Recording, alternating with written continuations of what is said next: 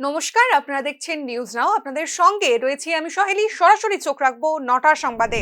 একদিকে শিক্ষক স্বল্পতায় ধর্ণা ছাত্রছাত্রীদের, অপরদিকে নিয়োগের দাবিতে বারবার পথে নামছেন এসটিজিটি পরীক্ষার্থীরা।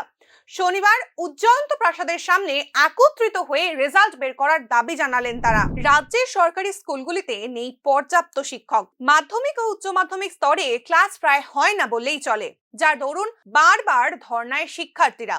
পাশাপাশি আটকে রয়েছে শিক্ষক নিয়োগ প্রক্রিয়াও। 2022 সালের অগস্ট মাসে হয়েছিল টিআরবিটির পরীক্ষা, তবে 1 বছর 4 মাস পেরিয়ে গেলেও ফলাফল বের হয়নি। রেজাল্ট বের করার দাবি নিয়ে চাকরি প্রার্থীরা হামেশাই জমায়েত করে সুর চড়াচ্ছেন, তবে লাভের লাভ হচ্ছে না কিছুই। শনিবার উজ্জয়ন্ত প্রাসাদের সামনে ফের একবার জড়ো হন তারা। প্রায় 700 থেকে 800 চাকরি প্রার্থী উপস্থিত ছিলেন এদিন। তারা সমবেতভাবে শিক্ষামন্ত্রী অর্থাৎ মুখ্যমন্ত্রী মানিক সাহার কাছে দ্রুত ফল প্রকাশের আর্জি জানিয়েছেন। আমরা এখানে আছি প্রায় 700-800 উপরে ক্যান্ডিডেটরা, যারা অনবরত আজকে 1 বছর 2 মাস হয়েছে, প্রায় 15 মাস হয়ে যাচ্ছে রাজ্য সরকারের কাছে আবেদন করে যাচ্ছে যাতে 2022 সালে এসটিটি পরীক্ষা উত্তীর্ণ হয়েছে সবাইকে জন্য শিক্ষক পদে নিয়োগ করে।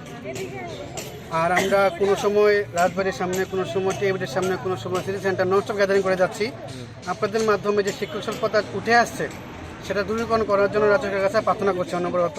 যেহেতু দপ্তরের দায়ভার মুখ্যমন্ত্রীর হাতে, তো ওনার কাছে আমরা ননস্টপ রিকোয়েস্ট করে যাচ্ছি। আমরা 1 বছর ধরে ওনার সাথে দেখা করার জন্য চেষ্টা করে যাচ্ছি, আমরা অ্যাপ্লিকেশন করে যাচ্ছি, বাট আমরা হতাশা হচ্ছে এখন ওনার দর্শন করার জন্য সেই সুযোগটা পাইনি। তো আমরা আশা রাখছি যে সামনে হয়তো ওনার সাক্ষাৎকার আমরা পাবো এবং আমরা যে অসুবিধাগুলো ওনার কাছে তুলে ধরতে পারবো। নম্বরের পেছনেই ছুটছেন অভিভাবকরা। মা বাবার চাহিদা মেটাতে রীতিমতো হিমশিম খাচ্ছে শিশুরা। ছেলে মেয়েদের সুনাগরিক হিসেবে গড়ে তোলার পরামর্শ দিলেন রামকৃষ্ণ মিশনের উপাধ্যক্ষ। প্রতিযোগিতার বাজারে ছেলে মেয়েদের ভালো লাগা মন্দ লাগা নিয়ে মা বাবারা আজকাল তেমন ভাবছেনই না। সবাই কেবল ছুটছেন নম্বরের পেছনে। অভিভাবকদের চাহিদা মেটাতে মারাত্মক মানসিক চাপে থাকছে বাচ্চারা। এতে কি শিশুরা খুশি থাকছে? প্রশ্ন স্বামী বুধিরূপানন্দজির। আগরতলা ইন্টারন্যাশনাল স্কুলের বার্ষিক অনুষ্ঠানে উপস্থিত অভিভাবকদের কাছে এই প্রশ্ন রাখেন আগরতলা রামকৃষ্ণ মিশনের উপাধ্যক্ষ। মা বাবাদের এই সামাজিকতার খাই মেটাতে গিয়ে ছেলে মেয়েরা মানসিক চাপে পড়ে ড্রাগ অ্যাডিক্ট হয়ে আত্মহত্যার মতন পথ বেছে নেওয়ার মারাত্মক সিদ্ধান্তও নিয়ে নিচ্ছে কখনো কখনো। আর এইসব অঘটন এড়িয়ে যেতেই ছেলে মেয়েদের নিজস্ব ভালো লাগাতে গুরুত্ব দিতে পরামর্শ দিলেন তিনি। আপনাদের বাচ্চাদেরকে এই দিকে নিয়ে যেতে হবে। তোর কোনটা ভালো লাগে? তোর খেলতে ভালো লাগে? আচ্ছা ঠিক আছে, পড়াশোনাটা কর, পড়াশোনা তো করতে হবে, চেষ্টা কর যতটা বেশি ভালোভাবে পড়াশুনো করা যায়, মার্কস পাওয়া যায়। বাকিটা ওর যেদিকে টেস্ট পায়, ওর প্রবৃত্তি যেটা, সেই দিকেই আপনি তাকে চালিত করুন, তাতে সে আনন্দে থাকবে। সে আনন্দে থাকুক এইটা আপনি চান, না আপনার ইচ্ছেটা আপনি তার উপর চাপিয়ে দিতে চান? একবার ভেবে বলুন তো কি হচ্ছে। তারপরে এই চাপ অনেকে সামলাতে পারছে না, কি হচ্ছে, ড্রাগ অ্যাডিক্ট হয়ে যাচ্ছে, কেউ কেউ সুইসাইড করে ফেলছে। এগুলো সমাজে হচ্ছে। আপনার একটি মাত্র সন্তান মানসিক চাপে যদি সে এইরকম একটি কাণ্ড করে ফেলে, আপনি ভাবুন তো তারপরে যে পরিস্থিতিটা তৈরি হবে, সেটাকে সহ্য করতে পারবেন তো? জল যন্ত্রণায় জেরবার জনজীবন। বিদ্যালয়েও মিলছে না পানি ও জল। মান্দাই ব্লকের একটি স্কুলে দীর্ঘ 14 বছর ধরে জলের সমস্যায় ভুগতে হচ্ছে কর্তৃপক্ষ সহ ছাত্রছাত্রীদের। জলের সমস্যা যেন পিছু ছাড়ছে না রাজ্যবাসীর। প্রায় প্রতিদিনই রাজ্যের কোনো না কোনো প্রান্ত থেকে উঠে আসছে জল সংকটের ছবি। বিদ্যালয়েও মেলে না প্রয়োজন মাফিক জল। মান্দাই ব্লকের রাইকানাই জুনিয়র বেসিক স্কুলে প্রায় 14 বছর ধরে চলছে জলের সমস্যা। বিদ্যালয়ের এক শিক্ষক জানিয়েছেন 2009 সালে তৈরি হয়েছিল স্কুলটি। তখন থেকেই এই জলের সমস্যা চলছে। বর্তমানে জলের পাশাপাশি শুরু হয়েছে বিদ্যুতের সমস্যাও। ওই তো যে সময় স্কুল ধরেন 2009-এ স্থাপন করছিল, এ সময় থেকে জল সমস্যা আর কি। এরপরে একটা কল এখানে থেকে মানে ওই গ্রামের থেকে মানে একটা মিনি টিউবওয়েল লাগাইছে আর কি। এটা মানে কি কারেন্ট বিল টিল লাগা এটা যেন এটা বন্ধ করে লাগছে আর কি। বন্ধ করে লাগছে। তারপরে এখনো পর্যন্ত আমরা জলগুলি না পাওয়া যায়নি আর কি। পাওয়া যায় না। তারপরে শিশুরা যদি টয়লেটে যদি যায়, তারপরে এই পানীয় জলে না কীভাবে আপনারা মাঝে মাঝে ডাইরেক্ট বাড়ির পাঠিয়ে আবার আইপুর আর কি স্কুলে। স্কুল থেকে বাড়িতে সোজা আপনারা চলে যেতে বলে, তাই তো? হ্যাঁ হ্যাঁ। শিশুরা কয়জন আছে ছাত্রছাত্রীরা? দখলের জমিতে বাড়ি আগুনে পুড়িয়ে বেদখল করা হলো দরিদ্র পরিবারকে। পুলিশ প্রশাসনের সামনেই চলল এক নৃশংস তাণ্ডব। উদয়পুর রাইয়াবাড়ি এলাকায় দখল করা জমিতে সামান্য চিলেখোটা ঘর বানিয়ে পরিবার নিয়ে থাকছিলেন আব্দুল হালিম। শুক্রবার সকালে তার বসত ঘরটি সহ যাবতীয় আসবাবপত্র পুড়িয়ে দেওয়া হলো, কেটে ফেলে দেওয়া হলো ফলন্ত গাছ। সব মিলিয়ে ক্ষয়ক্ষতির পরিমাণ 2 কোটি ছাড়িয়েছে। রীতিমতো পুলিশ নিয়ে এই হামলা চলে। পুলিশের দাবি এরা হুকুমের গোলাম। অগ্নিকাণ্ডের খবর পেয়ে দমকল বাহিনী ছুটে এলে তাদেরও এলাকায় ঢুকতে দেওয়া হয়নি বলেই সূত্রের খবর। 7টার সময় কাজে গেছি কাজে যাওয়ার পরে গণাগণ অনুমানিক 9:30 পৌনে 10টা বাজে। তখন আমার একটা ফোন করছে শাহজাহান, মামা এরকম এরকম ব্যাপার, প্রশাসনের লোক আইছে আর এদিক দিয়া টাইবেল ঢুকছে। আমি কই বাবু আমি তো কাজে আই পড়ছি, আমার তো কাজ করে খাওয়ান লাগে। তো এনে কেড়ে কেড়ে আইছে প্রশাসন, এই ডুবো আইছে, এরপর ওসি সাহেব আছে, তারা সবাই আছে।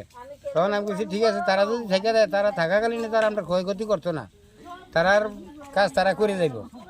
এরপরে দিয়ে তারা থাকাকালীনে স্যার কি করে এই ডুবু সব থাকাকালীনে আর ওসি সাহেব থাকাকালীনে আমার এই ঘর বাড়ি ফোরা যায়। কোন এসডিপিও? এই উদয়পুরের। আচ্ছা, তারপর প্রশাসনের ডিপো তাইনের নেতৃত্বে নাকি? তাইনের নেতৃত্বে, ওসি সাহেবের নেতৃত্বে আজকে আমার এই সরবরাহ হয়েছে। কারা এটা? কে করছে? লাগাতার ছিনতাইয়ের ঘটনায় জেরবার বিশালগড়। অবশেষে ময়দানে নামলো পুলিশ। ছিনতাইয়ের 2টি ঘটনায় এখনো পর্যন্ত গ্রেফতার 5 জন। মঙ্গলবার রাতে হরেশনগর চা বাগানের পাশে একটি ছিনতাইয়ের ঘটনা ঘটে। রাস্তার মাথা এলাকা থেকে গাড়ি নিয়ে আসছিলেন সুব্রত সরকার। তার সঙ্গে লেবার পেমেন্ট বাবদ 10,000 টাকা ছিল।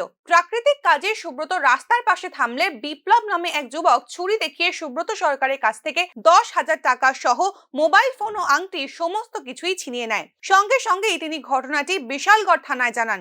শুক্রবার রাতে পুলিশ বিপ্লবকে তার বাড়ি থেকে গ্রেফতার করে। সঙ্গে আরো 4 সন্দিগ্ধ যুবকদেরও জালে তুলেছে পুলিশ। এই 2টি ছিনতাই কাণ্ডে অভিযুক্তরা 2টি ছিনতাই কাণ্ডের সঙ্গে জড়িত বলেই এখনো পর্যন্ত অভিযোগ।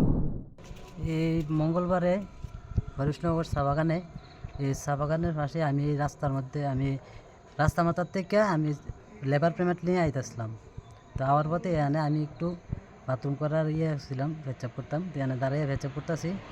তো হঠাৎ করে শেডের সামনের থেকে একটা ছেলে, এর নাম বিপ্লব, আমার টাইটেলটা আমি জানি না, বাগানের লোক, হ্যাঁ এসে আমার ছুরি দিয়ে আইসে। ছুরি দিয়ে আইয়া আমার পরে যে লেবার পেমেন্টের 10,000 টাকা ছিল, এই 10,000 টাকা আর মোবাইল, আমার নতুন মোবাইল 20,000 টাকা দামের, আমার হাতের আংটি, এগুলো সব নিয়ে গেছে। আর আমি থানাতে অভিযোগ জানাইছিলা? হ্যাঁ, সাথে সাথে আমি থানার মাধ্যমে অভিযোগ জানাইছি। তো আজকে গিয়া হের বাড়ির থেকে হের তুলে আনছে, মানে পুলিশ হ্যাঁ পুলিশ গিয়ে হের বাড়ির থেকে আনছে। বিএসএফ ও গ্রামবাসীর সংঘর্ষে উত্তপ্ত বক্সনগর। একাধিক বাইক ভাঙচুরের অভিযোগে পুলিশের দ্বারস্থ গ্রামবাসী। পরের দিনই আবার উদ্ধার 60 কেজি গাঁজা। বিএসএফ গ্রামবাসী সংঘর্ষে সীমান্ত গ্রামগুলিতে উত্তেজনা নতুন ব্যাপার নয়। সীমান্ত এলাকাগুলিতে পাচারের রমরমা ব্যবসা ও বিএসএফ এর রেড চলছে সমান্তরালভাবে। শুক্রবার রাতে কলমচৌড়া থানার বক্সনগর এলাকায় বাড়িঘর ও একাধিক বাইক ভাঙচুর করার অভিযোগ ওঠে বিএসএফ বাহিনীর বিরুদ্ধে। কলমচৌড়া থানায় অভিযোগ দাখিল করেন বিক্ষুব্ধ গ্রামবাসী। ঘটনাটা হলো, আমরা 5-6 জন বন্ধু আমাদের মেইন রোড থেকে 100 মিটার ভিতরে হইব, ফেন্সিং থেকে অনেক দূর, কিন্তু আমরা একটা প্রোগ্রামে গিয়েছিলাম। তো আসার পরে দেখলাম আমাদের বাইক নেই, প্লাস আমাদের হেডলাইট, বাইজার সব কিছু ভেঙে রাখা হয়েছে। কে নিছে জানছনি পরে দিয়ে ওই দিকের মহিলারা, বাড়ির যারা ছিল, তারা বলেছিল যে বিএসএফ জওয়ান নাকি আমাদের মোবাইল বাইকগুলো নিয়ে গেছে। অপরদিকে পরের দিন একই থানার এলাকায় বিএসএফ উদ্ধার করল বিপুল পরিমাণ গাঁজা। গোপন খবরের ভিত্তিতে বিএসএফ এর 150 নম্বর ব্যাটালিয়ন অভিযান চালায় রহিমপুর কাটামোড়া বিওপি এলাকার গভীর জঙ্গলে। উদ্ধার হয় 60 কেজি শুকনো গাঁজা, যার বাজার মূল্য আনুমানিক 3 লক্ষ টাকা। আজকের সংবাদ এই পর্যন্তই। পরবর্তী আপডেটস পেতে চোখ রাখতে হবে নিউজ নামের পর্দায়।